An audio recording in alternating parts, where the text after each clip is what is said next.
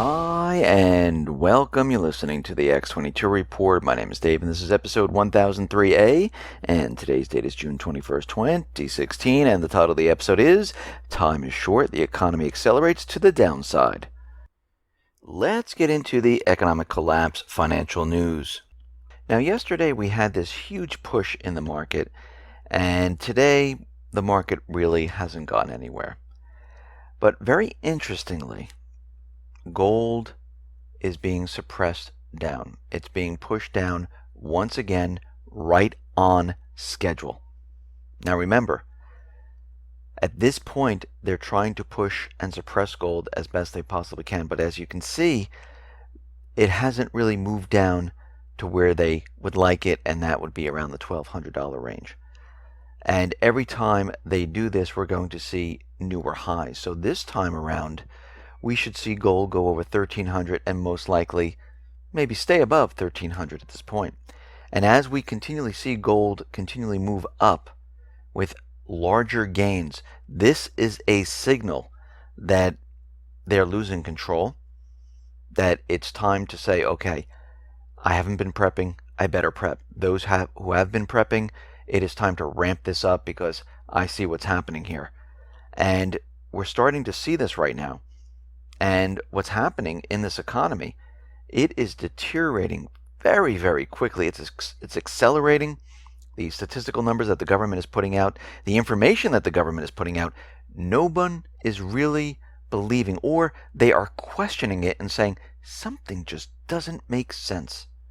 Now, RBS, they're planning to cut 900 jobs. This is out in Britain. And something very interesting here in the United States is that the New York Fed is warning about a subprime mortgage crisis once again. And the New York Fed is warning that this is a ticking time bomb. And they're saying that, well, we really don't have to worry about this time because the government is guaranteeing the loans. Well, that really means the taxpayers are guaranteeing the loans because we can see how they manipulated all this. So this way they can play their games like they did last time, have everything come to a screeching halt and a crash, and the government is going to do a bailout of all of this, just like they did the last time. All they're doing is setting up different schemes to take care of themselves. The rest of the people, well, they're going to be left out in the street. We see the Baltic Dry Index. It is down to 580 points, down 2 points. And regulators in Sweden, the largest bank, they're saying the bank has a 9.7 billion capital shortfall. And this does not look good.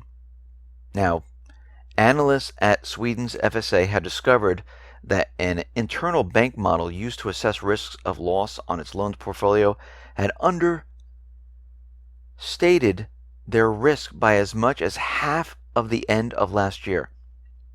As a result, the document said there's about 9.7 billion in new capital that would have to be raised to fulfill these requirements.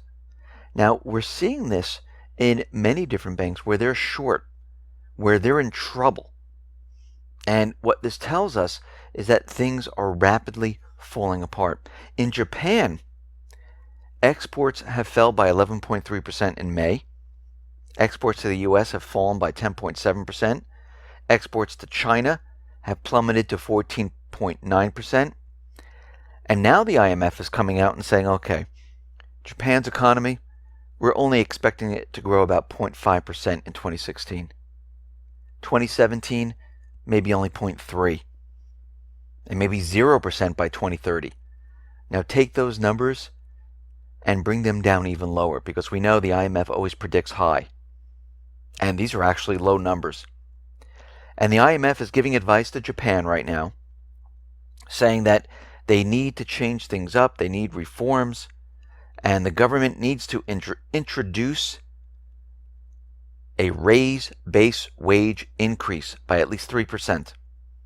And they need to back this up by stronger tax incentives to help out, and as a last resort, penalties. Now, the consumption tax hike to 10%, which the government delayed until 2019, should be replaced by a gradual increasing tax of at least 15%. So the IMF right now has studied Japan's economy, and they've come to this incredible conclusion that Abenomics, well, it's been a miserable failure. Their advice: scrap all the plans for hitting any kind of economic targets, just force the companies to raise wages, and raise everyone's taxes by 15%. That's their answer right now. Is it going to work? Of course it isn't. Because we need to go to the root of the problem, and this is the central banking system, the way it is designed. To continually push out debt. And as you continually push out debt, you can never fix this problem. It will only get worse. This is a band-aid fix, a short-term fix, which won't even last. Now, we see out in Europe, the EU, they're trying to make sure that this Brexit will not succeed. And remember, the EU is a non-elected body that's telling governments to be very democratic, to have elections when they themselves are not elected into their positions. Very interesting. In France, President Hollande, he has proposed a ban on all demonstrations. The excuse that he is using is that the country is plagued with terrorism, and the conditions right now are not in place to protect those people who want to protest. And of course, we know we have the football tournament going on right now, and demonstrators, they can't go out and protest because France, the president, is telling them that we can't protect you, and this is why you can't do this, which is absolutely ridiculous. The people are not asking for their protection. The people want to freely protest and voice their concerns. But of course, as we know, governments, they don't want the people to do this.